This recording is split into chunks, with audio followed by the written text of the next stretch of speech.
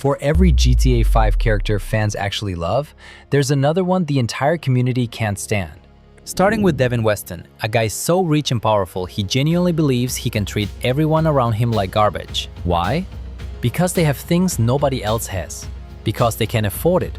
And because frankly, he's rich enough to do whatever he wants, and you're too poor to ask any stupid questions. Your textbook smug billionaire who's convinced he's untouchable at the top of the world. And even on their first meeting, Trevor clocked something was seriously off about this guy. He reminds me of one of those dudes you see in late-night ads selling pills for middle-aged men who can't get it up. Despite that vibe, Devin actually starts acting like he's going to come through for the trio. He puts them to work stealing cars, breaking into movie studios, and he even sets up the FIB raid himself. And after all that work, this smug millionaire stiffs them completely. Worse, he turns around and demands Franklin do something even more outrageous. What the hell do you want? You got my money, punk. Hey, you got coconut water or something. I need electrolytes. After brushing off Franklin's payment question like it's nothing, Devin drops the most unhinged suggestion yet. This guy has burned every single person who ever trusted him.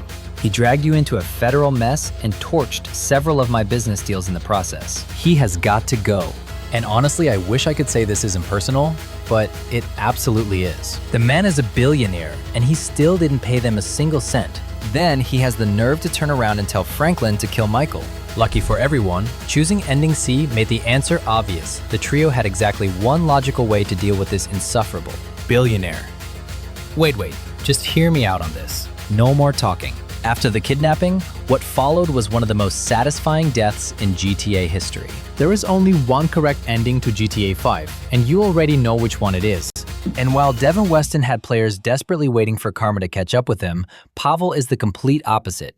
Easily one of the most beloved characters in GTA Online history. I am Pavel, helmsman for the Kasatka, also chief engineer, gunner, radar technician, and cook. Pavel is your classic Russian submarine captain, and he owns every second of it. The man knows how to build weapons, run sonar operations, and somehow crack the security of a multi-billion-dollar drug island like it is Tuesday. And unlike every other heist leader skimming 50 off the top, Pavel takes a humble 40,000 cut and calls it a day. And with that much fan love pouring in, Rockstar brought him back 4 years later in the Agents of Sabotage DLC, where his legendary one-liners hit just as hard as ever. Abandoned ship.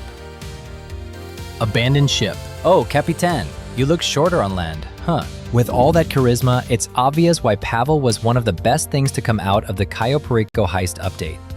English Dave, on the other hand, was one of the worst things about that exact same update. Treza, when are we gonna see you throw some shapes? Best tunes in LS right now, mate. Oh, hell no, man. He's just as English Dave, the side character who absolutely will not shut up. He has no real purpose beyond calling you at the worst possible moment every single time. These guys are living it up on a yacht. Easily the most hated character in GTA Online. His character took a ton of backlash, but honestly, ending up locked in a panther cage at El Rubio's compound still feels like overkill. Maybe staying on that island wasn't the smartest call he ever made. Someone who did make a smart call though was Lamar, going in on Franklin for that haircut. You don't hate me because I'm beautiful. Maybe if you got rid of that crusty yee ass haircut, you might actually get some play. Or better yet, maybe Tanisha would call your dog ass if she ever stopped messing with that brain surgeon or lawyer she's seeing. M-A-R-G-A. That right there is just one of countless legendary cutscenes Lamar owns, and it's exactly why every GTA fan loves the guy. He's been Franklin's best friend since childhood, and when things got serious, he showed up to help rescue both Michael and Trevor at the end of the story. Look man, Michael and Trevor, they need to get inside. Can you hold it down out here and let us know when the bad guys roll up? Yeah, I got it. I'll holla at you. Lamar is genuinely that one OG friend everybody needs in their corner. He's Franklin's day one ride or die.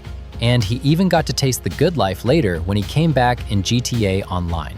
Knock knock, with his politically incorrect greetings and zero filter. What that thing do though? Knowing Lamar was still out there doing his thing felt genuinely great.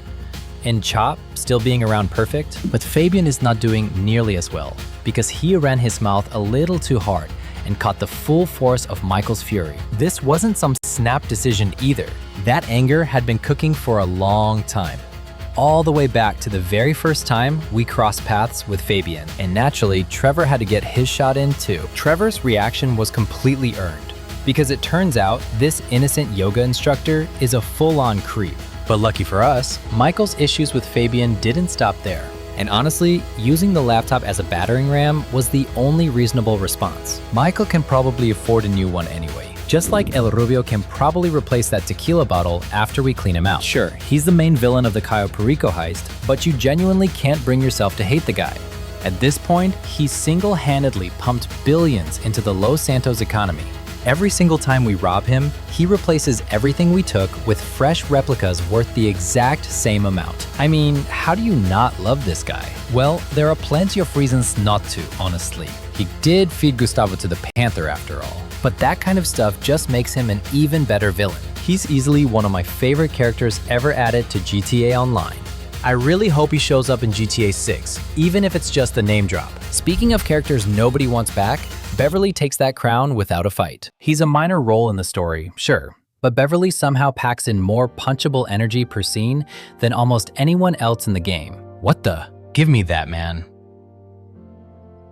Hey, whoa, back off there, cowboy. I know my constitutional rights. Anyway, I know you're here to get some dirt, so whatever. What the FK are you even talking about? Honestly surprised Franklin didn't just clock him right then and there. He's your textbook creepy, bottom-feeding paparazzi scumbag. And of course, he's also responsible for the one GTA mission we will absolutely not be showing on this channel. I think we all know exactly what mission I'm talking about. Thankfully, Franklin can't stand him either. He only does a handful of missions with Beverly before cutting him off. And let's just say the split wasn't exactly friendly. But someone who didn't get left on bad terms is none other than Jimmy. Hey, what's up, fool? Who you calling a nit? No, I'm not calling nobody a new. Wait, what the F? Jimmy is clearly not the sharpest guy in the room, and he's not winning any popularity contests either. All the kid does is rot in his dark bedroom playing video games all day. But every now and then, those skills actually turn out to be useful. Hey, you like that, don't you? Take it off? Yeah, that guy. And even after all the money Michael walked away with from the big score, Jimmy came back into the picture years later. Let's just say he was in a worse spot than where he started. Yo, will you go clean the toilets? Like, right now. Find Jimmy and Tracy are both confirmed heading to Vice City in GTA 6. And honestly, the fans have spoken. Jimmy is one of the most genuinely loved characters in the whole game.